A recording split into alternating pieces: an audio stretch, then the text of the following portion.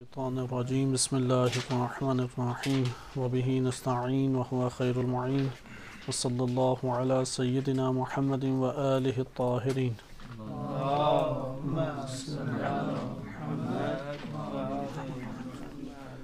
افکار شہید مطہری رحمۃ اللہ علیہ میں ہم معاشرے کے موضوع کو مطالعہ کر رہے تھے۔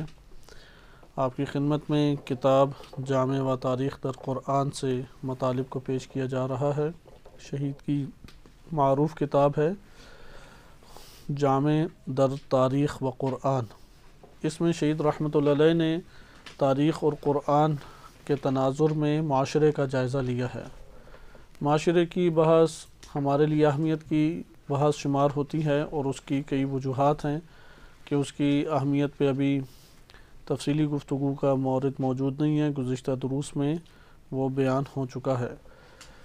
شہید رحمۃ اللہ علیہ نے آغاز سے اس کا سلسلہ شروع کیا اور عقل نظری و عقل عملی کو پہلے بیان کیا اور اس کے بعد معاشرے کی بحث کو شروع کیا اور معاشرے کی تعریف کی کہ معاشرہ کسے کہتے ہیں، اور ایک متفقہ ہمارے پاس تعریف نہیں ہے۔ البتہ یہ ضرور ذکر کیا کہ ایک جگہ پہ اگر افراد جمع ہو جائیں تو اس سے معاشرہ وجود میں نہیں آتا۔ مثلا آپ ایک جگہ پہ 1000 درخت اگا دیں تو اس سے درختوں کا معاشرہ جنم نہیں لے گا، بلکہ اور عوامل اور اسباب ہونے چاہیے کہ جس سے ایک معاشرہ جنم لے لے۔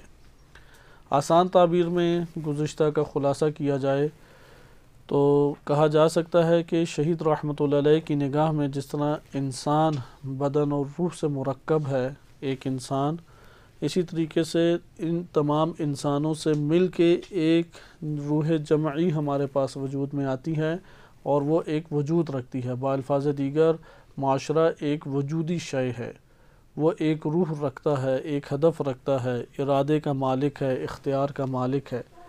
یہ ذہنی طور پہ ہمارے پاس فوراً تصور چیز نہیں ہوتی کہ ہم ایک تصور معاشرے کا فوراً کر لیں۔ مثلا بعض بلڈنگ کا ایک کلی تصور کر سکتے ہیں، پھر اس کے اندر کمرے اور اس کے اجزاء ہیں۔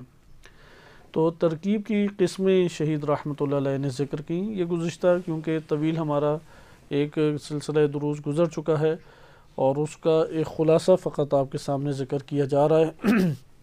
ممکن ہے کہ بعض چیزیں مبہم اس میں رہ جائیں، لیکن وہ صرف اشارے کرنے کی حد تک آپ کے سامنے بیان کی جا رہی ہیں تاکہ آج کا جو ہماری بحث ہے وہ ہے کہ فرد کا جو استقلالی پہلو ہے قرآن اور روایات سے بیان کیا جا سکے۔ معاشرے کے بارے میں غربی افکار وہ اس وقت بھی پوری دنیا میں حاکم ہیں، اور یہی معاشرے کے جو افکار ہیں، معاشرے کے بارے میں افکار، کیونکہ غرب اس میں متقدم مسلمانوں سے عملی میدان میں نکلا نہ کہ فکری طور پہ، اس لیے اس نے سوسائٹیاں بنا دیں۔ اس وقت آپ کے پاس یورپین سوسائٹی موجود ہے، غربی سوسائٹی موجود ہے، اور اس کے گہرے جو آپ کے پاس اثرات ہیں وہ بھی ملاحظہ کرتے ہیں۔ گزشتہ درس میں بھی اس طرف اشارہ ہوا تھا، چونکہ مسلمانوں میں یہ والا ٹاپک اس کو نظر انداز کیا گیا، اس کے نتائج یہ نکلے کہ مسلمان اپنی عملی زندگی میں چار ناچار استعمار اور غربی تفکر کے محتاج ہو گئے۔ آج بھی اگر ہم اپنی عملی زندگی کو پورے عالم اسلام میں دیکھیں تو ہم اپنی عملی زندگی میں غربی تفکر سے ہٹ کے زندگی بسر کرنا ہمارے لیے انتہائی دشوار ہے۔ مثال کے طور پہ گھروں کا جو انداز ہے وہ انداز غربی انداز سے ہی وجود میں آیا ہوا ہے۔ اسی طریقے سے آپ تعلیمی سلسلہ دیکھیں، تعلیمی سلسلہ جو ہمارے پاس وجود میں آیا ہے وہ تعلیمی سلسلہ بھی غربی تفکر سے ہی یونیورسٹیز کا ایک تصور ہمارے ہاں جنم لیا اور وہ چھا گیا۔ بینکنگ کا تصور، اقتصاد، اکنامیکل جو سسٹم ہے وہ بھی غربی تفکر سے ادھر آیا۔ سوشیالوجی میں اصل ترقی غرب نے کی، اصل بنیادیں تو ہمارے پاس موجود ہیں۔ اسلام اور قرآن اور احادیث میں نبی صلی اللہ علیہ وسلم نے تقریباً 10-11 سال حکومت کو وجود دیا، ریاست بنائی۔ امیر المومنین علیہ السلام نے تقریباً 5 سال حکومت کی، تو ہمارے پاس یہ 15 سال یا امام حسن مجتبیٰ علیہ السلام کے 6 مہینے آپ ایڈ کر لیں تو تقریباً 16 سال کے قریب ہمارے پاس ایک عملی تجربہ حکومت اور ریاست کا موجود ہے۔ لیکن چونکہ اسے نظر انداز کیا گیا تو اس کے اثرات کیا نکلے کہ جہاں پر مسلمان ہیں وہاں پر سوسائٹی ایک ہمارے پاس مضبوط سوسائٹی موجود نہیں ہے، اور اس کے بڑے منفی اثرات نکلے۔ لہٰذا انقلاب اسلامی ایران جب آیا تو یہ مباحث پھر ابھر کے آ گئی، کیونکہ حکومت اور آپ کو معاشرہ سازی نہیں آتی تو آپ حکومت نہیں کر سکتے۔ اب آپ کے پاس حکومت ہے، حکومت سیاسی میدان میں افکار آئیں گے، نظریات آئیں گے، اور حکومت اسلامی جب ہم کہتے ہیں تو دین اسلام سے ہی لانا ہے، اور دین اسلام میں اس کے نمونے فقط دو ہیں، یا خلافت ہے یا امامت ہے۔ اگرچہ مکتب تشیع میں خلافت امامت میں فرق نہیں ہے، لیکن سمجھانے کی خاطر امامت کے مد مقابل ایک نظام خلیفہ اول، خلیفہ دوم، اور اس کی اپنی بنیادیں ہیں، مثلا شورا ہے، اس کے ذریعے سے خلیفہ کا انتخاب ہے، اس میں بھی اطاعت کا پہلو موجود ہے، اس میں بھی قبول کرنا ہے خلیفہ کو، اور اس میں ترمیمات مختلف کی گئیں، اس کے اختیارات سے بحث کی جاتی ہے۔ بہرحال ایک خلافت کا تجربہ موجود ہے۔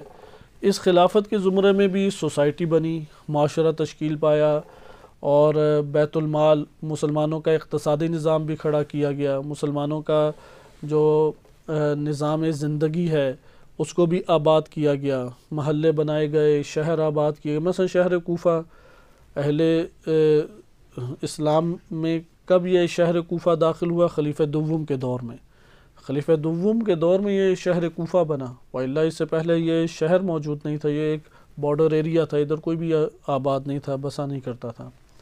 خلاصہ کلام کہ خلافت کی صورت میں ایک سرمایہ موجود ہے دین اسلام میں، اور ایک امامت کی صورت میں موجود ہے۔ جب ہم حکومت اسلامی کی بات کرتے ہیں تو ہمارا اسلام کے عنوان سے جو مقصود نظر ہے، مد نظر ہے، وہ امامت ہے۔ لہذا ہمیں لامحالہ امامت سے یہ سارے ادلہ لانے پڑیں گے، یعنی قرآن کریم اور روایات اہل بیت علیہم السلام، اس سے ہم ان بنیادوں کو پیش کریں گے۔ اگر آج بھی ہم لوگ مثلا طلاب عزیزان آپ موجود ہیں، اور یہ والے ٹاپک ایسے ہیں کہ زندہ مباحث ہیں، اس سے نظر انداز اس کو کرنا اگلی قوم کو اپنے اوپر حاکم کرنے کی بات ہے۔ جو قوم بھی پولیٹیکل سائنس، سیاسیات اور جامع شناسی، یا اسی طریقے سے جامع شناسی کے ذیلی مباحث کے بارے میں کوئی تفکر نہیں رکھتی، کوئی غور و فکر نہیں کرتی، وہ عملاً دعوت دیتی ہے اگلی قوم کو، آؤ ہمارے اوپر حاکم ہو جاؤ، آؤ ہمیں غلام بنا لو۔ اس لیے لامحالہ جن قوموں میں سے بھی آپ بر صغیر کی مثال لے لیں، اگر بر صغیر میں یہ والی دو ابحاث، ان دو علوم کی مباحث نہیں چلتی، تو استعمار ہٹ بھی جائے تو آخر ہمیں تو خود سوسائٹی نہیں بنانے آتی، ہمیں تو سیاست خود کرنے نہیں آتی۔ ابھی تو کفار کا ایک نظام سیاست ہمارے اوپر حاکم ہے، ڈیموکریسی۔ ڈیموکریسی غرب نے ایجاد کی، غربی ڈیموکریسی، اور یہاں پہ جو اسلامی جمہوریہ کہا جاتا ہے، دونوں میں فرق ہے۔ ولایت فقیہ کے عنوان سے جو اسلامی جمہوریہ، اسے غرب ڈیموکریسی نہیں کہتا، واضح طور پہ انکار کرتا ہے۔ اور غربی جو ڈیموکریسی ہے وہ اس وقت دنیا میں چھائی ہوئی ہے، یعنی سیاسی نظام ہمارے پاس نہیں ہے، لامحالہ غربی ڈیموکریسی کو لے کے آئیں گے۔ جب آپ غربی ڈیموکریسی کو لے کے آئیں گے، ہمارے ہی پاکستان کے شہر ہیں، گاؤں ہیں، دیہات ہیں، محلے ہیں، وہ اس سیاست کی وجہ سے کس کے پیرو ہو جائیں گے؟ اسی نظام کے پیرو ہوں گے۔ اور آج آپ پاکستان میں دیکھتے بھی ہیں کہ ایک حکمران کے انتخاب کا مسئلہ آتا ہے، شیعہ کے خلاف ہو جاتا ہے، عالم کے خلاف ہو جاتا ہے، کیونکہ مباحث ہی پیچھے سے کھلے ہوئے نہیں ہیں کہ کسی کو پتہ لگے حق کیا ہے اس میں۔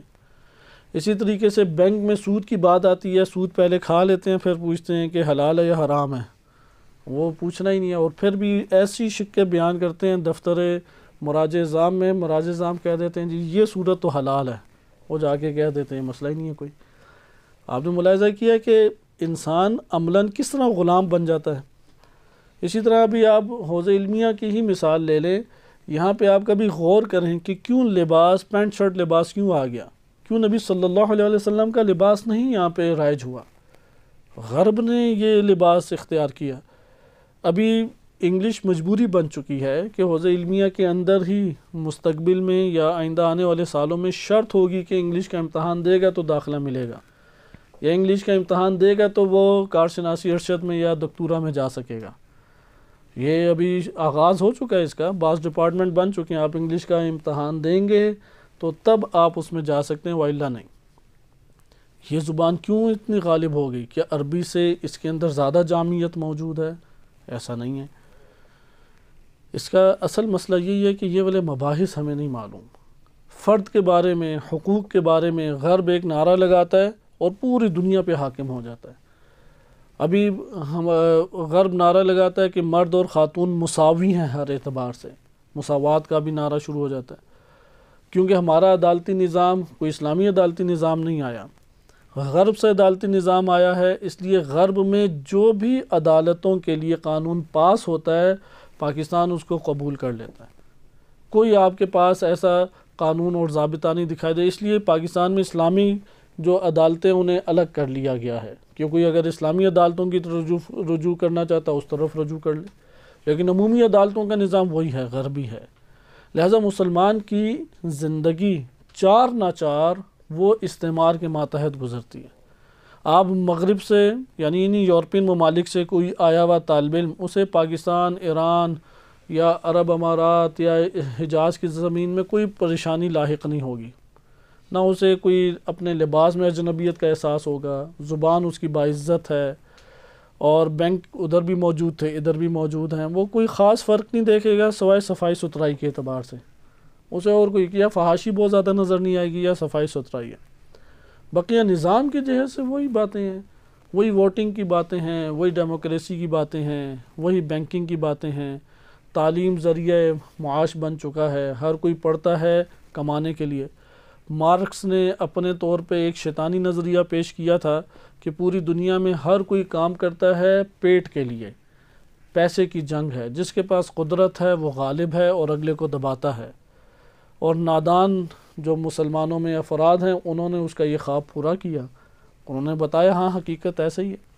وہ مولانا حضرات کہ جنہوں نے کوئی ان کے اندر معیار علم و تقوی موجود نہیں تھا، لیکن انہوں نے ایسے منصبوں پہ آ کے اپنی دنیا کو چمکایا اور اس مقولہ کو سچ ثابت کیا کہ دین ایک کفیون کی مانند اگلے کو پلاؤ اور حکومت کرو۔ یہ مارکس کا نظریہ تھا۔ لہذا آج بھی ہمیں یہ چیزیں نظر آتی ہیں۔ ایک طالب علم ہے، اسے مثلاً ابھی آغاز میں عربی کا ترجمہ بھی نہیں آتا، حدیث کا فہم بھی نہیں ہے، لیکن وہ حدیث کو بیان کرنے والا محدث لوگوں کے سامنے بنا ہوا ہے، کئی اس کے پاس چیزیں موجود ہیں۔ اسی طرح مفسر آیات کو بیان کرنے والا مفسر بنا ہوا ہے، وہ یہ زحمت نہیں کرتا کہ میں کوشش کروں، کیونکہ اسے پتہ ہے یار میں نے لوگوں کو حدیث دکھانی ہے، انہیں کیا پتہ کہ مجھے کچھ آتا یا نہیں آتا۔ وہ لوگوں کے اوپر حکومت کرے گا آ کے، وہ لوگوں کو اپنے ساتھ جوڑے گا، حالانکہ پتہ ہے کہ اہل موجود ہیں، میرے سامنے ہی اہل موجود ہیں، وہ ان کے لیے تحرک نہیں اس کے نفس میں برپا ہوگا، کیونکہ اندر سے غلامانہ زندگی بسر کر رہے ہیں۔ شہید مطہر رحمۃ اللہ علیہ کے یہ افکار آزاد انسان کو کرتے ہیں، آزاد فکر دیتے ہیں، وہ کسی ایک جگہ کے ساتھ مختص نہیں کرتے، یہاں تک کہ ان مباحث کا اتنا اثر ہے، اس قدر گہرا اثر کہ اگر بالفرض یہ استعماری سارے کے سارے مسائل ہٹ جائیں، اگر ہماری قوم ان موضوعات کے اوپر نہیں سوچتی، اسلام کے تناظر میں ہی نہیں سوچتی، اور بالکل ان کے پاس اس کی سرسری معلومات ہیں، تو نتیجہ کیا ہوگا؟ آپ غرب کو ہٹا دیں، یا حجاز ہمارے اوپر حاکم ہو جائے گا یا ایران حاکم ہو جائے گا، کیونکہ سوچ تو یہ لوگ رہے ہیں، سسٹم تو یہ لوگ بنا رہے ہیں۔ آپ اعتراض کریں گے یار یہ کیا ہے، وہی جو صرف باتیں کر لیتے ہیں، لیکن جب عملی بات آئے تو اقامہ بھی ادھر سے لینا ہے، شہریہ بھی ادھر سے لینا ہے، اسکالرشپ بھی ادھر سے لینا ہے، ڈگری بھی ادھر سے لینی ہے، ادھر ہی ایک مرج تقلید کا نوشتہ چلنا ہے، وہ سب کو دکھائیں گے، وہ سامنے آپ کے جھک جائیں گے، ہاں یار انہوں نے تائید کیا تو یہ بندہ ٹھیک ہے۔ بندے کے اپنا کیا تعارف ہے؟ کوئی تعارف اس کا اپنا نہیں ہے۔ لہذا ضروری ہے کہ انسان ان مباحث کے اوپر غور و فکر کرے، ضروری ہے کہ ان مباحث کو لینے کی کوشش کرے۔ اللہ نے انسان خلق کیا ہے، انسان کے اندر انسانیت گوہر ہے، نہ کہ قبائلیت، نہ کہ وطنیت، نہ کہ زمینوں کے اختلاف سے اس کی صلاحیتوں میں فرق پڑ جاتا ہے۔ اگر ایران کے اندر ایک مفکر پیدا ہو سکتا ہے تو افریقہ کے بھی کسی ملک میں ایک مفکر پیدا ہونے کی ان انسانوں میں صلاحیت ہے۔ لہٰذا اللہ تعالیٰ نے سوچنے سمجھنے کی صلاحیت دی ہے، البتہ دلیل کی زبان ہو، ہٹ درمی کی زبان نہ ہو، قومیت کا عنصر نہ ہو، بیجا وطنیت کے عناصر نہیں ہونے چاہیے، قبائلیت کے عناصر نہیں ہونے چاہیے، انسانیت کے عناصر ہونے چاہیے۔ لہٰذا ان مباحث کو ہمیں اس طور پہ دقت سے سمجھنا چاہیے، یہ نظر انداز کرنے والے مباحث نہیں ہیں کہ اس کو سرسری طور پہ لے لیا، اور آج آپ دیکھتے بھی ہیں، آپ حوزہ علمیہ میں سال ہر سال سے پاکستانی آباد ہیں اور پڑھ بھی رہے ہیں۔ ان مباحث سے آشنا ہونا وہ ایک بڑے پیمانے پہ اختلاف کا سبب بھی بنتا ہے۔ جب بات آتی ہے کہ اس مورد میں کیا موقف اختیار کیا جائے، تو جو سوچ ایک عام بندے کی عوام الناس میں ہوتی ہے وہی بعض اوقات کسی روحانی، کسی عالم دین کی بھی نظر آتی ہے۔ اس کی وجہ کیا ہے؟ کیونکہ سال ہا سال جو اس نے حوزہ علمیہ میں وقت گزارا ہے، اس نے ان مباحث پہ غور و فکر نہیں کیا، اس نے آیات و روایات کا اس تناظر میں کبھی جائزہ ہی نہیں لیا۔ اس لیے اب سیاست کی بات آ جائے، معاشرے کے اندر اجتماعی امور کی بات آ جائے، اس کا موقف عوام الناس کے موقف سے ہمیشہ آپ کو سازگار نظر آئے گا۔ کمپیریزن کریں تو آپ دیکھیں گے کہ اس کا موقف اسلام اور آیات اور روایات سے استدلال نہیں ہے۔ جیسے ہم نے یہ گزشتہ درس میں بھی ملاحظہ کیا، امام رضا علیہ السلام نے ولی عہدی کو مجبوراً قبول کیا اور انہیں قتل اور ولی عہدی کے قبول کرنے کے دوراہے میں کھڑا کیا گیا۔ اب اس کو دلیل بنا کے کوئی پارلیمنٹ میں آنا چاہے تو کیسے؟ لوگ تو سمجھیں گے ہاں ٹھیک ہے یار، ادھر ولی عہدی کو قبول کیا، ادھر بھی ولی عہدی کو قبول کیا، دونوں میں تو ایک جیسے مشابہت نظر آ رہی ہے، لیکن پیچھے عناصر جدا ہیں۔ ادھر کسی کو بھی نہیں کہا گیا کہ آپ حکومت میں آئیں، ادھر تو امام علیہ السلام کو قتل کی دھمکی دی گئی کہ حکومت میں آئیں۔ پھر امام علیہ السلام نے کہا کہ میں حکومت میں آ کے کچھ بھی نہیں کام کروں گا، نہ حکم دوں گا اور نہ منع کروں گا، نہ کسی آرڈر کو جاری کروں گا، نہ کسی کو اپنا جانشین بناؤں گا، نہ کسی جگہ پہ حکمران بناؤں گا۔ ادھر وہ آتا ہی اسی لیے کہ وہ آرڈر جاری کرے، وہ اقتدار سنبھالے۔ کس طرح سے آپ یکساں کر سکتے ہیں؟ گویا کہ یہ دلیل نہیں بن سکتی اس مورد کے لیے۔ ممکن ہے کوئی اور دلیل لے کے آ جائیں، آپ کسی اور طریقے سے استفادہ کریں، لیکن کم سے کم یہ بات یا یہ والی دلیل نہیں بن سکتی۔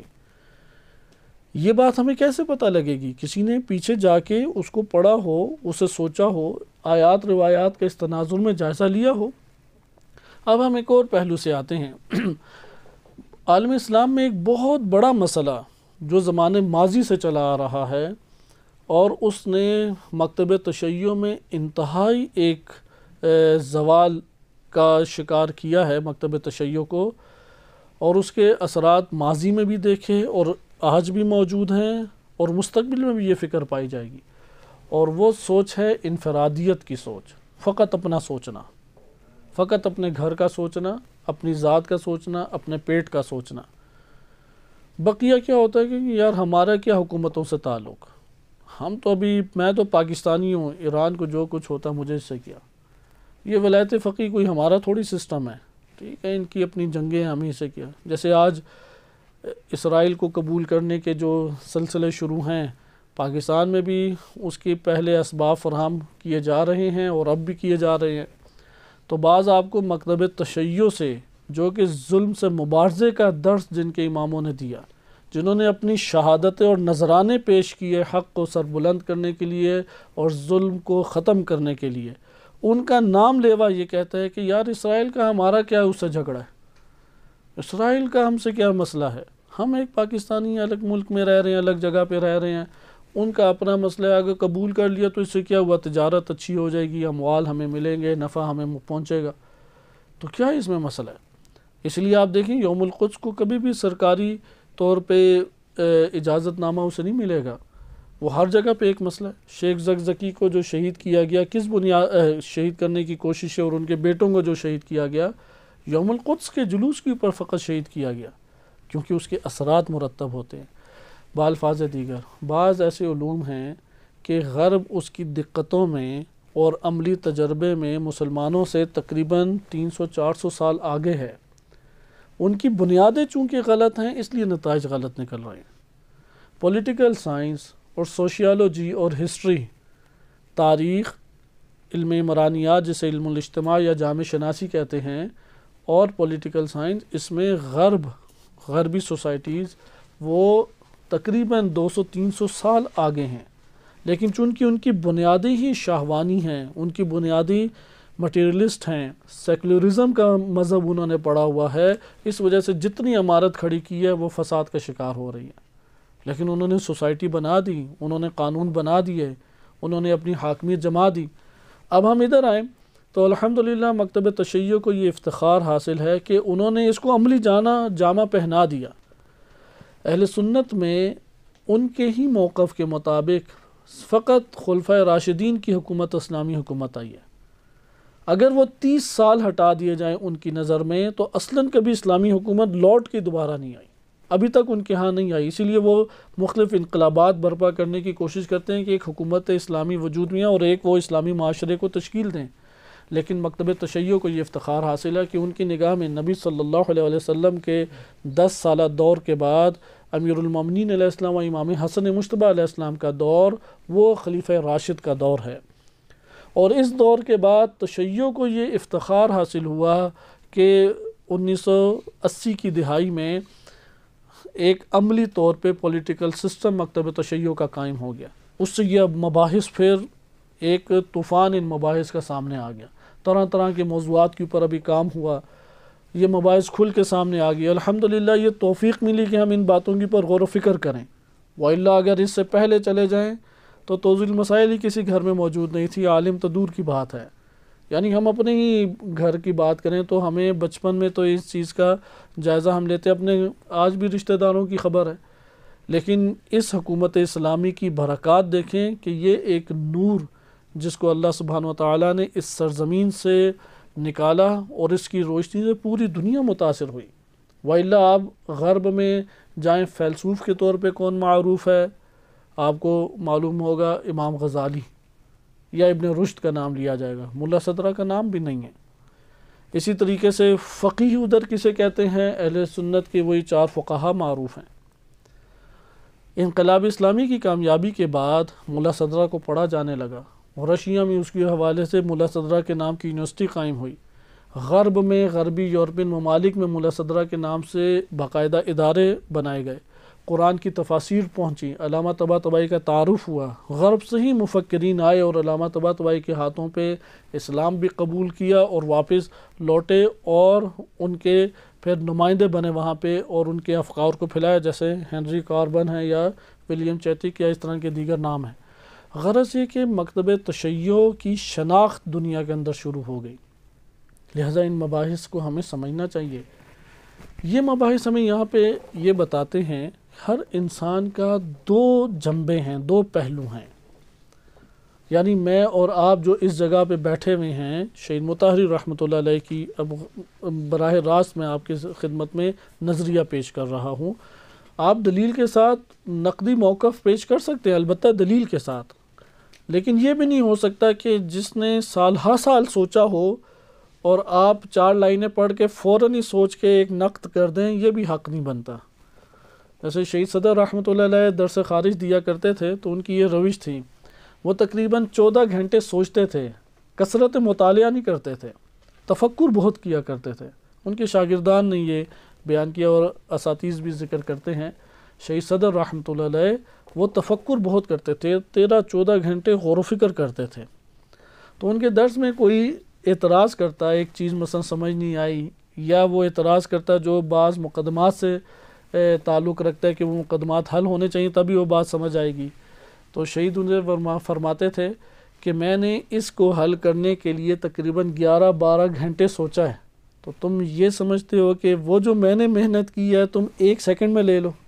تم پہلے جاؤ، مطالعہ کرو، خوب غور و فکر کرو، اس کے بعد تم آؤ تو پھر میں جواب اس کا دوں گا، کیونکہ حق یہی بنتا ہے۔ انسان کے پاس گوہر، اصل گوہر غور و فکر ہے، اصل گوہر استاد انسان کے پاس نہیں ہے۔ استاد رہنمائی کی حد تک ضروری ہے، اس کا بھی انکار نہیں ہے، اس کی جزء لازم ہے انسان کے لیے استاد، لیکن مقام بلندی کے مقام تک پہنچنے میں غور و فکر اور اس کی زحمت درکار ہے۔ اگر غور و فکر اور زحمت نہیں کریں گے تو پھر یہ کہیں گے کہ آؤ ہمارے اوپر حکومت کرو۔ جیسے ابھی یہ عرب ممالک آپ کے سامنے بیٹھے ہوئے ہیں کہ انہوں نے اپنے جو یہ کام صفائی ستھرائی کے کام ہیں اور مزدور طبقہ وہ بنگلہ دیش، پاکستان، انڈیا سے اٹھایا ہے، اور انجینئر سارے بلائے ہیں باہر سے، تجارتی کاروباری افراد غربی اٹھا کے لائے، یعنی ذہن امریکی اور برطانوی چلتا ہے، ہاتھ جو ہیں وہ بنگلہ دیشی، پاکستانی، انڈیا کے چلتے ہیں، اور وہ کیا کرتے ہیں؟ یہ عرب خالی کھاتے ہیں، کھانا نکالنا اس کے علاوہ کوئی کام ان کا نہیں ہے، اسی لیے وہاں پہ جب مصیبت پیش آتی ہے تو وہ پھر وہی گدوں پہ آ جاتے ہیں، بیٹھے ہوئے ابھی ہیں محل پہ، قصر پہ، اور ایک سیکنڈ میں وہ گر کے نیچے آ جاتے ہیں۔ اس کی وجہ کیا؟ نہ ڈاکٹر ہیں، نہ انجینئر ہیں، نہ ان کے پاس ذہن موجود ہے، نہ ان کے پاس سسٹم موجود ہے، سب کچھ آرٹیفیشل لائف ہیں۔ اس کی وجہ کیا ہے؟ اس کی بنیادی وجہ یہی سستی، یہی کاہلی، غور و فکر نہ کرنا۔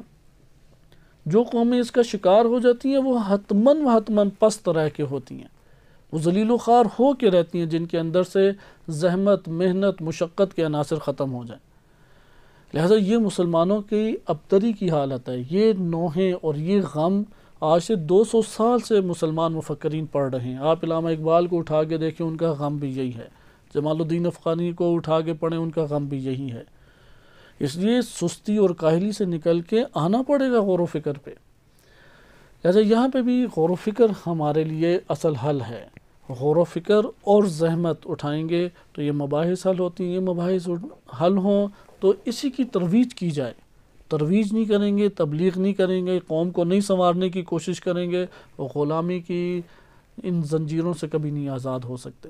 لہٰذا اس کو دیکھیں، شہید مطہری رحمۃ اللہ علیہ کے نظریے کا خلاصہ آپ کے سامنے بیان کرتا ہوں میں، کہ جو سابقاً ہم نے بعض اس کے مقدمات پڑھ چکے ہیں۔ شہید فرماتے ہیں ہر انسان کی زندگی 2 جنبے رکھتی ہے، ایک اس کا انفرادی جنبہ اور پہلو ہے، اور ایک اس کا اجتماعی جنبہ اور اجتماعی پہلو ہے۔ اور شہید صدر رحمۃ اللہ علیہ کی بھی یہی تفکر اور یہی نظریہ تھا کہ ہم 2-3 سال شہید صدر رحمۃ اللہ علیہ کے افکار اجتماعی پڑھ چکے ہیں، تو اس میں بھی آپ نے یہ ملاحظہ کیا تھا شہید صدر بھی اسی تفکر کے مالک ہیں۔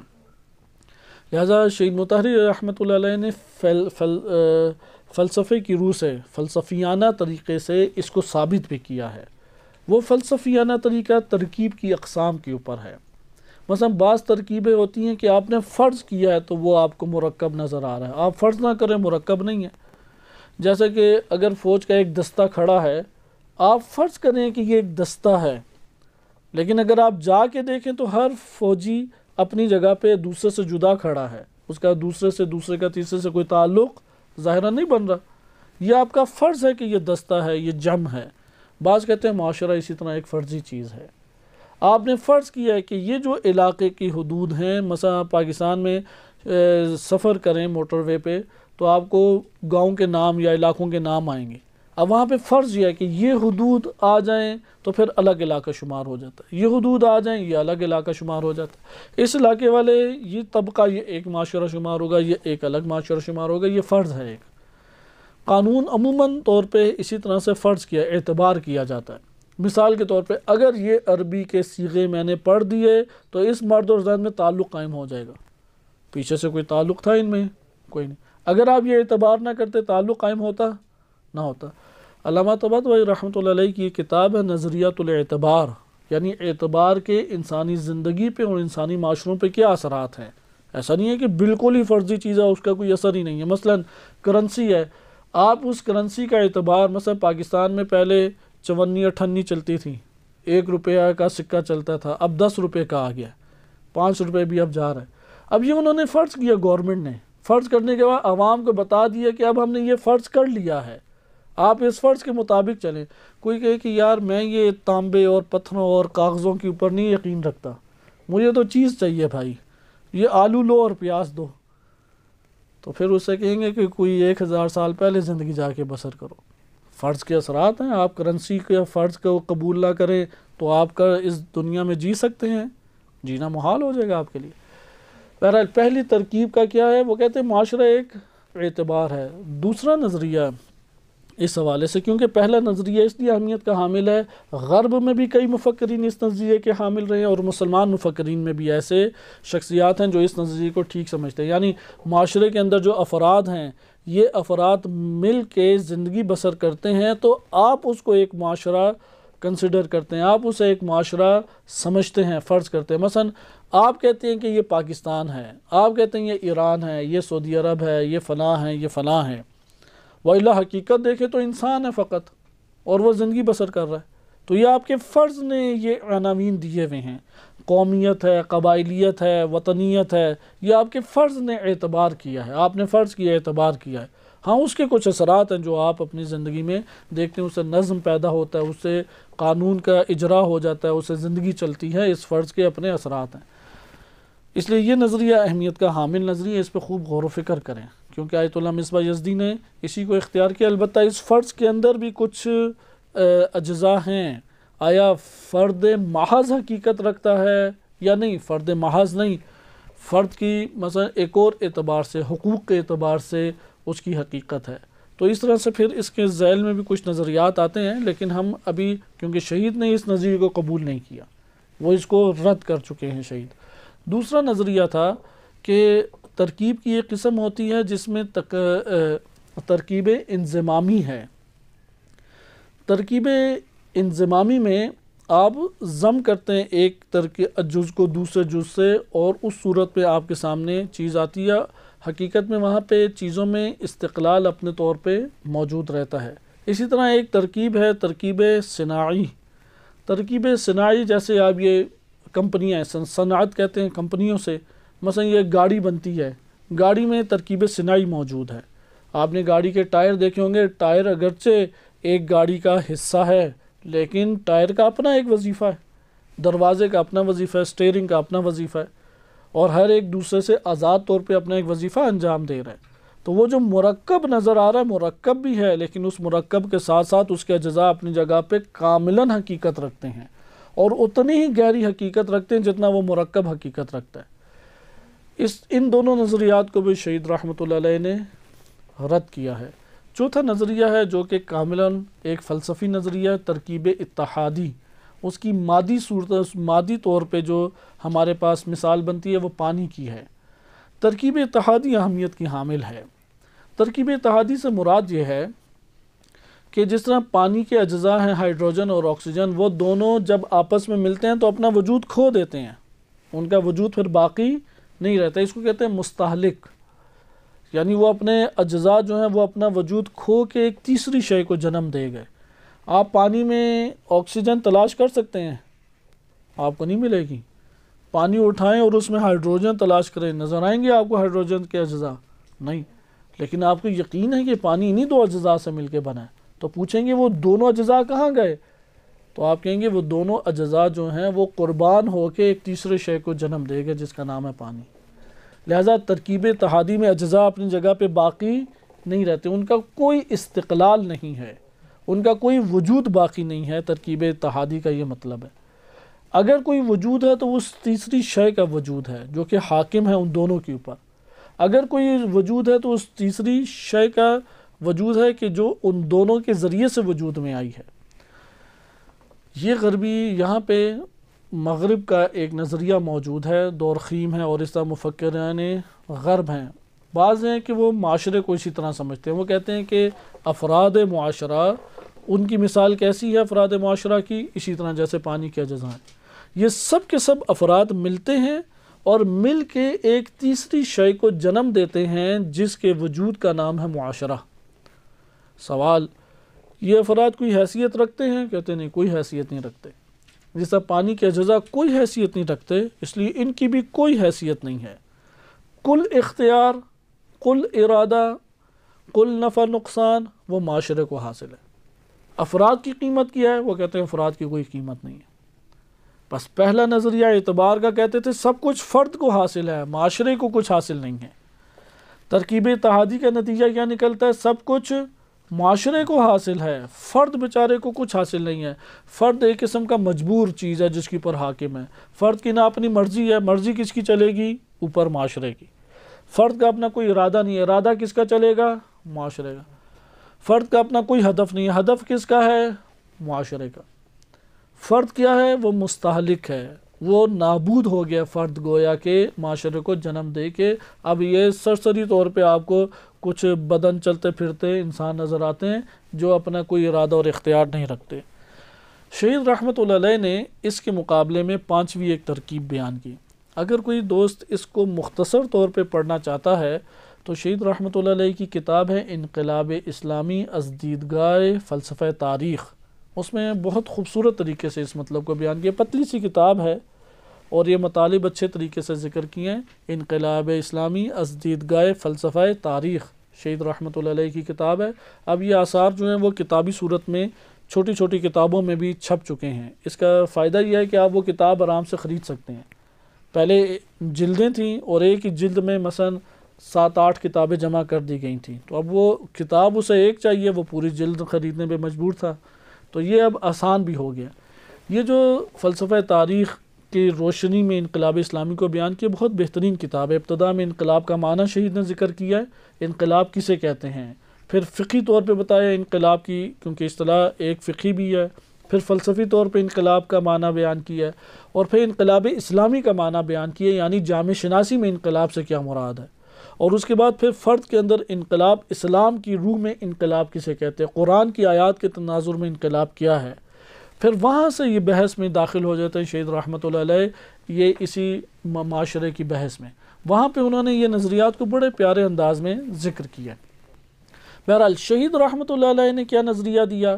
نہ اعتبار کا نظریہ ٹھیک ہے کہ یہ افراط ہے کہ آپ نے جامع اور معاشرے کا انکار کر دیا، اور نہ ترکیب اتحادی کا نظریہ ٹھیک ہے کہ اس میں جو اعتبار ہے اس میں تفریط ہے کہ آپ نے جامع انسانی کا نظریہ رد کر دیا، اور جو ترکیب اتحادی ہے اس میں افراط پایا جاتا ہے کہ آپ نے اصلاً فرد کا انکار کر دیا اور سب کچھ جا کے معاشرے کو دے دیا۔ تو شہید رحمۃ اللہ علیہ کہتے ہیں الامر بین الامرین، بات جو ہے وہ ان دونوں کے درمیان ہے، معاشرے کو بھی استقلال حاصل ہے اور وجود رکھتا ہے، یعنی اعتبار والوں کی بات ٹھیک نہیں ہے، اور فرد بھی ایک نوع استقلال اور وجود رکھتا ہے، یہ جو ترکیب اتحادی والے ان کی بات درست نہیں ہے، اور انہوں نے اس کو ترکیب حقیقی سے تعبیر کیا۔ فلسفے میں ترکیب حقیقی سے مراد یہی ترکیب اتحادی ہے، اس طرف توجہ رہے کہ ادھر ترکیب حقیقی پانچویں کوئی ترکیب نہیں ہے۔ یہ شہید رحمۃ اللہ علیہ نے قرآن اور روایات سے ایک استنباط کرتے ہوئے اپنی اس رائے اور نظریے کو ترکیب حقیقی کا نام دیا ہے، وإلا اگر آپ نے فلسفہ اسلامی میں جا کے ترکیب کی قسمیں دیکھنی ہیں، یہی ترکیب کی قسمیں ادھر بیان ہیں، ترکیب اعتباری ہے، انضمامی ہے، صناعی ہے، ترکیب اتحادی یعنی ترکیب حقیقی۔ لیکن یہاں پہ جب ہم ترکیب حقیقی جامع شناسی کے درمیان کہہ رہے ہیں تو اس سے کیا مراد ہے کہ جامعہ بھی ایک استقلال یعنی مرکب بھی استقلال رکھتا ہے اور اجزاء بھی ایک نوع استقلال رکھتے ہیں۔ واضح بات۔ ویسے ترکیب اتحادی میں کیا ہے کہ دونوں ہی استقلال نہیں رکھتے، مادہ اور صورہ کے ذیل میں ہے کہ جس سے ایک جسم وجود میں آتا ہے، ادھر یہ بحث کی جاتی ہے اور وہاں پہ ذکر کیا جاتا ہے، لیکن یہاں پہ آپ دیکھیں مرکب ہے اور اس کے اجزاء ہیں۔ مرکب بھی شہید کا نظریہ کیا ہے، یہ مرکب یعنی معاشرہ یہ بھی ایک حقیقت رکھتا ہے، اور اس سے جو وجود میں آنے والے یہ جو اجزاء ہیں جن سے یہ معاشرہ وجود میں ہے، وہ اجزاء یعنی افراد بھی ایک نوع استقلال رکھتے ہیں۔ اچھا اگر استقلال رکھتے ہیں تو پھر تو یہ مشابہ ہو جاتا ہے وہ ترکیب صناعی کے کچھ، کہ اس میں ہر فرد ٹائر کا اپنا کام ہے، فلاں کا اپنا کام ہے، تو شہید کہتے ہیں نہیں، اس طرح سے نہیں ہے۔ یہ افراد اپنا ایک بہت بڑا حصہ کھو دیتے ہیں، اور کھو دینے کے بعد ایک معاشرے کو جنم دیتے ہیں، یعنی اپنی آزادی، اپنے اختیار، اپنی قدرت، اپنا ارادے کا ایک بہت بڑا حصہ کھو دیتے ہیں، اور اس سے ایک معاشرہ وجود میں آتا ہے، لیکن کاملاً نہیں کھو دیتے۔ ایک حصہ ان کے پاس موجود ہے، آزادی کا حصہ موجود ہے، ان کے پاس ارادہ ایک نوع موجود ہے، ان کے پاس اختیار ایک نوع موجود ہے، بالفاظ دیگر یہ بات درست ہے کہ معاشرہ ہمارے اوپر حاکم ہے، لیکن ایسا حاکم نہیں ہے کہ ہم ارادہ ہی نہ کر سکیں، ایسا حاکم نہیں ہے کہ ہمیں اختیار ہی حاصل نہ ہو، ایسا معاشرہ ہمارے اوپر حاکم نہیں ہے کہ ہم سے قدرت ہی سلب معاشرے نے کر لی ہو، اس طرح سے معاشرہ حاکم نہیں ہے کہ میں کوئی اپنی زندگی کا ہدف ہی نہیں رکھتا، اس طرح سے معاشرہ حاکم نہیں ہے۔ معاشرہ اپنی جگہ پہ قوت رکھتا ہے، غلبہ رکھتا ہے، بالفاظ دیگر افراد ایک زندہ مخلوق ہیں جو جسم اور روح سے مرکب ہیں، انسانی افراد۔ یہ افراد جب ایک دوسرے سے جڑتے ہیں بے نام معاشرہ، یعنی اس سطح پہ ان کا آپس میں تعلق اور ربط قائم ہو جاتا ہے۔ ہر معاشرے کا ایک غیر مرئی ربط ہے، ہم ادھر بیٹھے ہوئے ہیں تو ہم سب کا ایک غیر مرئی ربط ہے جو دکھائی نہیں دیتا، غیر مرئی یعنی جو رویت میں نہ آ سکے، غیر مرئی ہم سب کا ایک ربط ہے، اور وہ ایک ایسا گہرا ربط ہے کہ ہم اس ربط کو توڑ کے زندگی بسر نہیں کر سکتے۔ یہ جو غیر مرئی ربط ہے، اس ربط کے جڑ جانے کی وجہ سے ہم ایک اور اجتماعی شے کو وجود دے رہے ہیں، ایک اور شے وجود میں آ رہی ہے. کہیں گے اچھا وجود میں آ رہی ہے، دکھائی کیوں نہیں دیتی؟ آپ کہیں گے نہیں، وہ دکھائی دینے والی چیز نہیں ہے، آنکھوں سے دکھائی نہیں دیتی، عقل کی آنکھوں سے دکھائی دیتی ہے، اور اس کا نام ہے معاشرہ. اچھا پوچھیں گے معاشرہ اگر یہ وجود ہے تو اس کی زندگی ہے؟ وہ کہتے ہیں بالکل اس کی زندگی ہے. یعنی جو جو چیزیں آپ فرد کے لیے ثابت کرتے ہیں وہ سب چیزیں آپ کو کس کے لیے ثابت کرنا پڑیں گی؟ معاشرے کے لیے. شہید رحمۃ اللہ علیہ کی نگاہ یہ ہے. لہٰذا آپ فرد کے لیے روح کو ثابت کرتے ہیں، وہ کہتے ہیں معاشرے کی بھی ایک روح ہے. اچھا آپ کہتے ہیں اگر روح ہے تو فرد کی بھی زندگی ہوتی ہے، آپ کہیں گے ہاں ٹھیک ہے معاشرے کی بھی زندگی ہے. فرد کی موت ہے، وہ کہیں گے معاشرے کی بھی موت ہے. فرد کا حساب کتاب ہے، وہ کہیں گے معاشرے کا بھی قیامت والے دن حساب کتاب ہے. اس لیے انہوں نے آیات سے ثابت کیا روز قیامت ہمارا ایک حساب کتاب ہے یا دو قسم کے حساب کتاب ہیں. قرآن کی آیت میں واضح طور پہ آ گیا دو قسم کے حساب کتاب ہیں. ایک دفعہ بنام امت آپ کا حساب کتاب ہے، اور ایک دفعہ آپ کا انفرادی طور پہ حساب کتاب ہے. اب آپ آ جائیں، کیونکہ شہید رحمۃ اللہ علیہ نے جو کتاب میں نے اشارہ کیا انقلاب اسلامی از دیدگاہ فلسفہ تاریخ، وہاں پہ معاشرے کا سب سے چھوٹا جو مصداق ہے اس کو مطرح کیا ہے، اور وہ ہے ایک فیملی، خاندان. اس وقت ہمارے سامنے مثلا معاشرے عالم اسلام کہہ دیں تو اسے کہیں گے اسلامی معاشرہ، تمام اسلامی ممالک کو شامل ہو گیا. آپ آ جائیں اسے تھوڑا مختصر کریں، ریاستوں میں تقسیم ہو جائے، پاکستان کا ایک معاشرہ، پاکستان کے معاشرے کو بھی چھوٹا کریں، صوبوں میں تقسیم، صوبوں سے شہر میں آ جائیں، شہر سے قصبوں میں، قصبوں سے دیہات، دیہات سے بھی نیچے قبیلے میں، جیسے عوان قبیلہ ہے، کوئی بھٹی ہے، کوئی سید ہے، کوئی فلاں ہے، کوئی چودھری ہے، اس میں بھی نیچے تک آ جائیں تو پھر ایک فیملی جو آپ کے والدین اور آپ کے بہن بھائیوں سے تشکیل پاتی ہے.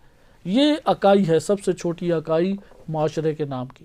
اس کو خانوادے کی امور کے اعتبار سے شہید نے انقلاب اسلامی از دیدگاہ فلسفہ تاریخ میں اس سب سے چھوٹے معاشرے کو ڈسکس کیا ہے، اور اس میں ان عناصر کو جو انہوں نے استدلال قائم کر کے بیان کیا اسے ثابت بھی کیا ہے.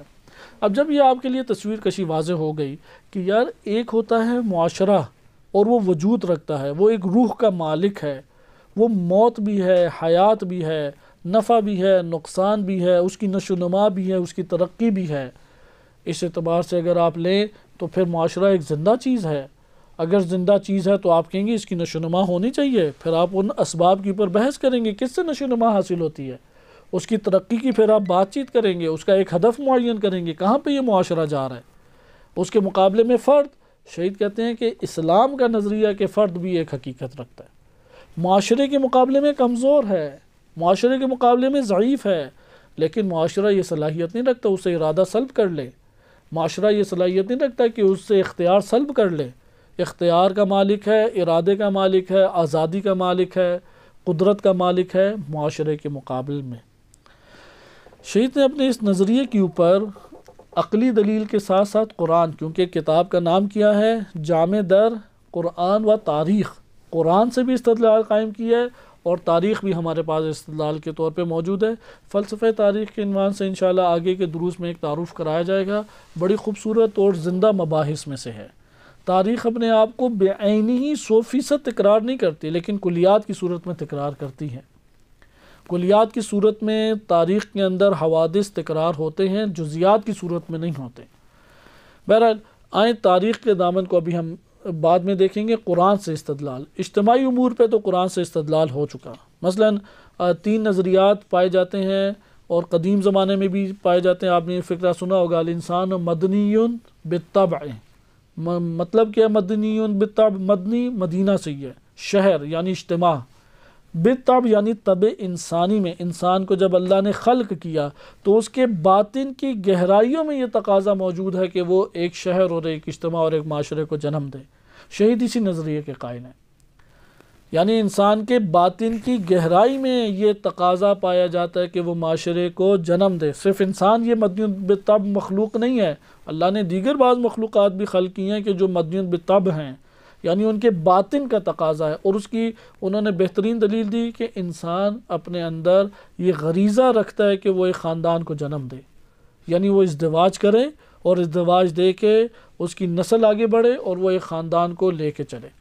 اگر کوئی یہ کام نہ کرے تو اس کے اندر ایک تو باطن کے اندر یہ عناصر شامل ہیں، ایک دباؤ شہوانی طور پہ موجود ہے، نمبر 2 اس کی زندگی کا یہ تقاضا ہے کہ وہ اپنی تنہائیوں کو دور کرے، اس کی زندگی کا تقاضا ہے کہ اپنی ضروریات کو وہ پورا کرے۔ اس لیے مدنی بالطبع اس نظریے کے عین مطابق ہے کہ فرد بھی حقیقت رکھتا ہے، اور فرد چار ناچار معاشرے کو جنم دیتا ہے۔ جب ازدواج کرتا ہے تو کیا وجود میں آتا ہے؟ ایک گھرانے کی سطح کا معاشرہ، پھر اس سے آگے بڑھتا ہے ایک قبیلے کی سطح کا معاشرہ، قبیلے سے آگے بڑھتا ہے ایک گاؤں کی سطح کا معاشرہ، اور ایک اس طرح پورا ملک بن جاتا ہے۔ لہٰذا یہ انسان کے باطن کا تقاضا ہے۔ اس کے مقابلے میں ایک رائے، غربی رائے یہ ہے کہ نہیں بھائی، باطن وغیرہ سے کچھ بھی نہیں ابھرتا، انسان بیچارہ مجبور ہے، آخر اس نے روٹی کپڑا مکان تو چاہیے اسے، وہ کہاں سے گندم کو اگا کے لے کے آئے، وہ کیسے کپاس سے اپنے لیے لباس کو تیار کرے؟ لہٰذا بیرونی اسباب اس کو مجبور کرتے ہیں کہ تم معاشرے کو جنم دو۔ اگر یہ بیرونی اسباب اسے تنگ نہ کریں اور بیرونی زندگی کے گزارنے کے اسباب اسے مجبور نہ کریں، اس کے لیے کوئی تقاضا موجود نہیں ہے۔ لہٰذا معاشرے کو جنم دینے کا تقاضا انسان کے باطن سے باہر کا ہے۔ شہید کس کے قائل ہیں؟ باطن کے اندر سبب موجود ہے معاشرے کو جنم دینے کا، لیکن ایک اس کے مقابل فکر کیا ہے، معاشرے کے باہر سبب موجود ہے۔ تیسرا نظریہ اس کے ضمن میں ہے کہ نہیں، دونوں باتیں درست نہیں ہیں، نہ اندرونی ہے نہ بیرونی ہے۔ انسان جو ہے وہ نفع کے پیچھے بھاگتا ہے، یہ مارکس کے قریب انسان کو کر دیتا ہے۔ انسان کو پیسہ چاہیے، انسان کو دولت چاہیے، انسان کو اپنے ارد گرد جو ہے نعمات چاہیے، یہ مجبور کرتی ہیں کہ معاشرہ جنم دو، کیونکہ وہ معاشرہ جنم نہیں دے گا تو نفع زیادہ حاصل نہیں کر سکتا۔ نفع کا زیادہ لینا اور نقصان سے بچنے کا جو غریزہ انسان میں پایا جاتا ہے، اس نے انسان کو مجبور کیا کہ معاشرے کو جنم دے۔ بہرحال مدنی بالطبع والا نظریہ درست ہے۔ اس کے اوپر آپ ادلہ پیچھے پڑھ چکے ہیں، سورہ حجرات کی آیات تھیں، سورہ زخرف کی آیات تھیں۔ آج ہم آیات پڑھیں گے شہید کے اس نظریے پہ کہ جو فرد کے استقلال کی بات کرتے ہیں۔ اس لیے شہید نے اسے یہ بات لکھی کہ اجزاء جو ہیں، یعنی ترکیب کی کیفیت جتنی پست ہوتی چلی جائے گی، وہ اجزاء اس میں ہلاک ہو جائیں گے، اجزاء کا وجود باقی نہیں رہے گا، اور ترکیب کی کیفیت جتنی بالا ہوتی چلی جائے گی، اجزاء ایک بڑا حصہ اپنے ہاتھ سے دے دیتے ہیں لیکن پھر بھی اپنا استقلال کاملا نہیں اس کے حوالے کرتے، اس لیے نسبی طور پہ اپنے استقلال کو وہ وجود رکھتے ہیں۔ اس لیے وہ بیان کرتے ہیں کہ مرکب حاکم بر آنہا است۔ اس کلمے کو آپ غور کریں، صفحہ نمبر 76 پہ اس کتاب کی 76 پہ، اور یہ ترتیب کے اعتبار سے چوتھی لائن بنتی ہے۔ وہ مرکب حاکم، مرکب جو ہے وہ حاکم ہے، بر آنہا است۔ آنہا سے کیا مراد ہے؟ وہی اجزاء۔ مرکب کیا ہے؟ ان اجزاء کے اوپر حاکم ہے۔ و بطور نسبی استقلال خودشان را حفظ می کنند، اور یہ اجزاء کیا ہیں؟ نسبت کے اعتبار سے اپنے استقلال کو کیا کرتے ہیں؟ حفظ کرتے ہیں۔ پھر آگے انہوں نے مثال انسان کی دی، اور ہمارے گزشتہ درس میں یہ بحث گزر چکی ہے کہ شہید رحمۃ اللہ علیہ نے اس نوع ترکیب کی مثال سمجھائی کہاں سے؟ انسان کی نفس اور جسم سے جو تعلق ہے۔ نفس کے اندر 4 عناصر ہیں، عقل ہے، شہوت ہے، غضب ہے، یا چوتھا عنصر شیطنت ہے۔ وہ کہتے ہیں یہ 4 ملیں تو نفس انسانی بنتا ہے نا، اگر آپ ان 4 میں سے عقل ہٹا دیں تو حیوان بن جاتا ہے، اگر وہ 3 ہٹا دیں عقل رہنے دیں تو فرشتہ بن جاتا ہے، ماہیت انسان تبدیل ہو جائے گی۔ لیکن اس کے باوجود آپ احساس کرتے ہیں کہ ہر عنصر میرے نفس میں ایک استقلال کے طور پر بھی موجود ہے۔ غصہ آتا ہے، عنصر غضب محسوس کرتا ہے انسان، شہوت کا عنصر محسوس کرتا ہے انسان۔ آئیں اب ہم قرآن اور روایات سے اس کو دیکھتے ہیں۔ شہید رحمۃ اللہ علیہ نے پہلے احادیث مبارکہ سے اسے ثابت کیا، 3 احادیث اس میں بیان کی ہیں۔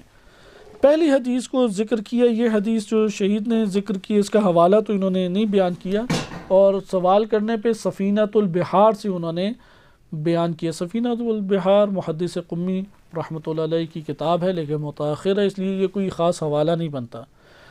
احادیث میں اگر آپ جا کے اس کو تحقیق کریں تو آپ کو معلوم ہوگا کہ یہ کتاب ہے المومن حسین بن سعید احوازی کی، کہ صحابی امام علیہ الصلوۃ والسلام ہیں، اور یہ کتاب ہم تک پہنچی ہے۔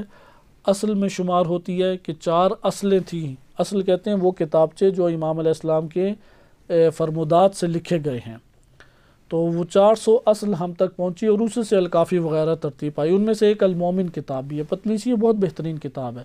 اس میں یہ روایت پہلی وارد ہوئی ہے۔ پہلی روایت کو آپ ملاحظہ کریں کہ اس میں امام باقر علیہ الصلوۃ والسلام سے یہ روایت ہے، لیکن شہید نے اس کو نبی اکرم صلی اللہ علیہ وسلم سے نسبت دی ہے۔ المومن کا حوالہ ہے کہ باب نمبر 3 ہے، حدیث نمبر 92 اور صفحہ 39 ہے۔ مثل المؤمن فی تواددہم وتراحمہم وتعاطفہم کمثل الجسد۔ مومنین، مثل المومنین، مومنین جمع کا صیغہ ہے۔ آپ نے جمع کے صیغے پہ بہت دقت کرنی ہے۔ جمع کا مطلب ہوتا ہے دو سے زیادہ، دو پہ اطلاق نہیں ہوتا عربی زبان میں، جیسے قرآن کی میں ہے نا سورہ انفطار میں کرامن کاتبین۔ عموماً ہم کیا کہتے ہیں، ہمارے ارد گرد کتنے افراد ہیں لکھنے والے؟ فرشتے ہیں 2، لیکن قرآن کیا کہتا ہے؟ کاتبین۔ کاتبین 2 پہ دلالت کرتا ہے یا 2 سے زائد پہ؟ پس عقیدہ کیا ہونا چاہیے؟ 2 سے زائد ہیں تمہارے آس پاس لکھنے والے، فقط 2 نہیں ہیں۔ اسی طریقے سے قرآن میں جب کہتا ہے ایھا الناس، تو ناس کی دلالت ایک فرد کے اوپر ہے نہیں، اس میں صرف مسلمان خطاب ہے مسلمان کو، یا تمام لوگ مراد ہیں؟ تمام لوگ۔ یہ جامع معاشرے کو بیان کرتے ہیں کلمات۔ قوم ہے، طائفہ ہے، قریہ ہے۔ اچھا، اسی طرح سے الناس ہے، مومنین ہیں۔ مومنین چھوٹا ایک معاشرہ بن جاتا ہے۔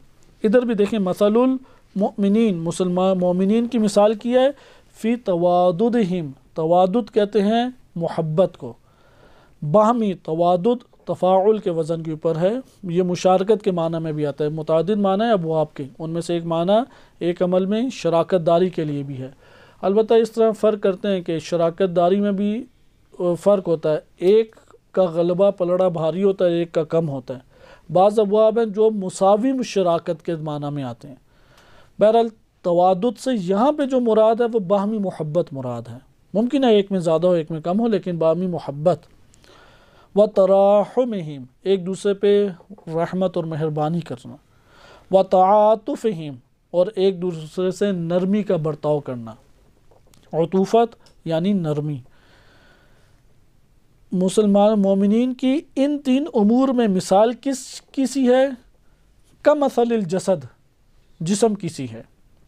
اذا اشتکى بعض، اگر جسم کا بعض حصہ درد کرے، یہ تو ہوتے ہی رہتے ہیں ہمیں، آپ کی انگلی میں، پاؤں کی انگلی میں کچھ چبھ جائے تو آواز کہاں سے نکلتی ہے؟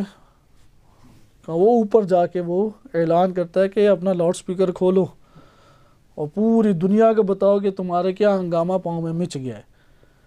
تو یہ دیکھا کہ جسد کی مثال ہے کہ بعض حصے کو اگر اشتکا تکلیف پہنچتی ہے، تداعا لہ سائر اعضائہ بالحمى والسہر، تو اس کے پورے اعضاء جن سے وہ اظہار کر سکتا ہے وہ چیخ اٹھتے ہیں، وہ اعلانات کرنا شروع کر دیتے ہیں، وہ دعوت دینا شروع کر دیتے ہیں، وہ پکارنے شروع کر دیتے ہیں کہ یار ادھر کوئی ہنگامہ مچ گیا ہے، ابھی فلسطین میں سب کو مار دیا جائے، سب مسلمان آپس میں بیٹھے ہوئے ہیں، کشمیر میں حالات جیسے بھی ہو جائیں کوئی پریشانی ہی نہیں، کوئی فکر ہی نہیں ہے۔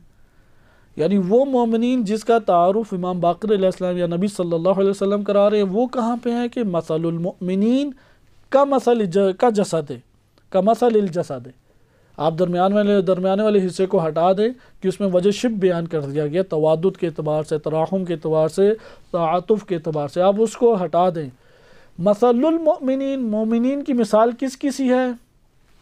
کا مثل الجسد ہے، لیکن کس اعتبار سے وہ بیان کیا؟ اشتکا، کہ اگر اشتکا بعض حصے پہ کوئی تکلیف ہو تو سب چیخ اٹھیں، سب کے سب اس میں مبتلا ہوں۔ یہ معاشرے کی علامت ہے یا نہیں؟ لیکن سوال یہاں پہ پیدا ہوتا ہے، اگر فرد کا کوئی کردار نہ ہوتا اور آکسیجن اور ہائیڈروجن کی طرح وہ اپنے وجود کو کھو چکے ہوتے پانی کو جنم دیتے ہوئے، تو پھر یہ والی بات کی جا سکتی تھی؟ پھر تو فرد کی تکلیف کا کیا بات ہے بھائی، معاشرے کو تکلیف پہنچے تو تب تم بات کہو۔ اس سے شہید رحمۃ اللہ علیہ کیا استدلال قائم کریں؟ یہاں پہ ایک مطلب وہ ہے کہ جو آج کے دور میں وظائف مسلمانوں پہ عائد ہوتے ہیں اس کا استنباط آپ کر سکتے ہیں کہ یار تمہارا وظیفہ بنتا ہے کشمیر کی فکر کرو، فلسطین کی فکر کرو، حجاز میں جو ظلم و ستم ہو رہا ہے، سوریہ شام میں جو ظلم و ستم ہو رہا ہے اس کی فکر کرو، آپ استنباط کر سکتے ہیں۔ لیکن اس پہلو سے شہید ابھی نہیں آ رہے۔ شہید اپنے موقف کو ثابت کرنے کے لیے کہاں سے آ رہے ہیں کہ دیکھو ادھر ایک عضو کا پورے مرکب ہے نا ہمارا جسم اعضاء سے، لیکن ایک عضو اگر حقیقت اور حیثیت اور وجود نہ رکھتا ہوتا تو اس کے اوپر تکلیف آنے سے پورا کا پورا جسم اس میں مبتلا ہوتا؟ یہ بات بیان کرتی ہے کہ وہ اس عضو کا اپنا وجود ہے، یہ بات بیان کرتی ہے کہ اس کا اپنا ایک نوع استقلال موجود ہے۔ اسی طرح سے معاشرے میں فرد ہے، فرد کو جب تکلیف ہوتی ہے تو اس کے اثرات معاشرے میں مرتب ہوتے ہیں۔ اس سے فرد کا، جس طرح اس مثال سے اعضاء کے وجود کا ہمارے لیے اثبات ہوتا ہے، اسی طریقے سے مثل المؤمنین، ایک معاشرے کے اندر مومنین اور ہر فرد مومن اس کے وجود کا بھی ادھر سے اثبات ہوتا ہے۔ اگلی حدیث ملاحظہ کریں، جو ہمارے پاس اگلی حدیث ہے وہ تحف العقول میں ہے، البتہ تحف العقول کا حوالہ تو دیا ہے، اس میں تھوڑے سے الفاظ متغیر ہیں اور وہ آگے شہید نے ذکر کیے ہیں۔ یہ جو الفاظ ہیں یہ وارد ہوئے ہیں، شریف رضی رحمۃ اللہ علیہ نے کتاب لکھی ہے خصائص الائمہ، خصائص الائمہ صفحہ نمبر 115۔ اس کتاب میں یہ حوالہ نہیں ہے، یعنی الناس بزمانہم اشبہ منہم بآبائہم، اس کا حوالہ لکھا ہے تحف العقول، جبکہ تحف العقول میں جو الفاظ وارد ہوئے ہیں وہ اگلے صفحے کے اوپر آپ دیکھیں کہ اگلے پیراگراف میں آ رہا ہے الناس امراءہم، ادھر امراءہم تحف العقول میں آیا ہے۔ الناس بزمانہم کہاں پہ آیا ہے؟ وہ سید رضی رحمۃ اللہ علیہ جو نہج البلاغہ کے جامع ہیں، انہوں نے ایک کتاب لکھی ہے خصائص الائمہ، اس کے صفحہ نمبر 115 میں ان الفاظ کے ساتھ یہ حدیث موجود ہے، الناس بزمانہم اشبہ منہم بآبائہم، لوگ اپنے زمانوں میں اپنے آباء و اجداد سے بڑی شباہت رکھتے ہیں۔ صحیح ہے، لوگ شباہت کس سے رکھتے ہیں؟ اپنے آباء و اجداد سے۔ یہ روایت جو ہے تحف العقول میں کن الفاظ سے یہ الناس بامراءہم، لوگ اپنے عمراء اور حاکموں میں اشبہ منہم بآبائہم، تو وہ اپنے آبا سے ایک مشابہت رکھتے ہیں۔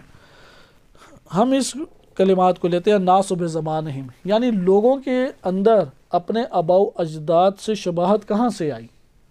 مثلا آج آپ دیکھتے ہیں نا کہ ایک بندہ ہے، چین میں چلے جائیں تو ایک ہی ماڈل آپ کو تھوڑا نظر آ رہا ہوتا ہے، آپ اس سے ملحق کے علاقوں میں چلے جائیں، مثلا چین کے جو بارڈر ایریاز ہیں ان علاقوں کے کیا نام ہیں؟ سکردو ہے اور گلگت ہے پاکستان میں، آپ کو دکھائی دے گا کیونکہ ان کے آباء و اجداد اس سرزمین سے ہیں، ان کی شکلوں میں ایک نوع شباہت چینیوں سے موجود ہے، آنکھوں کے اعتبار سے، ناک کے اعتبار سے، چہرے کے کچھ اعتبار سے، البتہ مزاجی اعتبار سے نہیں ہے لیکن یہ زمانے کے اعتبار سے انہوں نے ظاہری شباہت بیان کی ہے۔ تو یہ ظاہری شباہت آباء سے آتی ہے، اسی لیے جو سادات ہیں، حتماً سادات میں اب ہم نے کبھی ائمہ علیہ السلام کی شباہت دیکھی نہیں، ان کی شکل نہیں دیکھی، اگر ہم ان کے حلیہ مبارک کو پا لیتے، دیکھ لیتے تو ہمیں پتہ لگتا ہے کہ فلاں نسل سے جو فلاں فرد آیا ہے وہ شکل و صورت میں بہت مشابہ ہے۔ تو شباہت، ظاہری شباہت نسل میں انسان کے تکرار ہوتی ہیں، اور ایسا بہت ہوتا ہے، مثلا بچے ہیں، والدین دیکھیں ان کے دانتوں کے درمیان فاصلہ نہیں ہے، آپ بچے کو دیکھتے ہیں کہتے ہیں نہ والد نہ والدہ دونوں کے ہی دانتوں میں فرق نہیں ہے، تو بچے کے دانتوں میں کیوں فاصلہ آ گیا؟ پتہ لگتا ہے کہ اس کے جو آباء و اجداد ہیں، مثلا دادا یا پردادا، یا اس کی جو خالہ ہے یا خالو ہیں، کیا نام ہے، ماموں ہیں، ان میں کسی کے اس میں تھے اور اس سے جینز میں یہ آگے، اس وجہ سے دانتوں میں فاصلہ ہے، رنگت کے اعتبار سے اسی طریقے سے ہے۔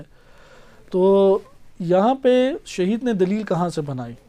آیا یہاں پہ فرد مؤثر ہو رہا ہے دوسرے فرد پہ یا نہیں؟ اگر فرد کوئی حیثیت ہی نہیں رکھتا ہوتا، معاشرے میں اس کی کوئی قیمت ہی نہیں تھی، وجود ہی نہیں تھا، تو یہ تاثیر کہاں سے آ رہی ہے شکل و صورت میں؟ لہذا شکل و صورت کی یہ تاثیر کو انہوں نے دلیل سے بیان کیا۔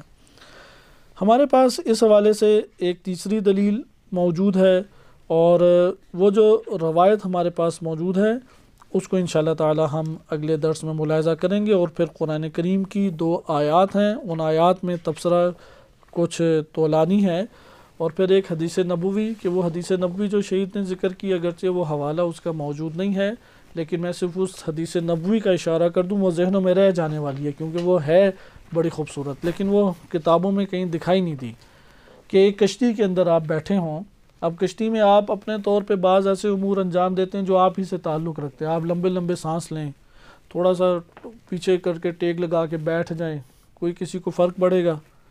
کچھ بھی نہیں ہے۔ ہر فرد اپنے طور پہ کچھ نہ کچھ اس طور پہ، آپ ناخن کو دیکھنے لگ جائیں، موبائل دیکھنے لگ جائیں، کوئی مسئلہ نہیں ہے۔ اسی طرح دوسرا فرد کر رہا ہو، آپ اس پہ اعتراض کریں گے، لیکن ایک بندہ آ کے بڑھے، ہر کوئی اپنے طور پہ اب یہ اعمال ہے، کوئی بیگ سے چیزیں نکال رہا ہے، کوئی کچھ چیز کھا رہا ہے، کوئی اپنے اب مثلا کنگھی شنگھی کر رہا ہے، کوئی وضو کر رہا ہے، کوئی ذکر کر رہا ہے، کوئی یہ مسئلہ نہیں ہے۔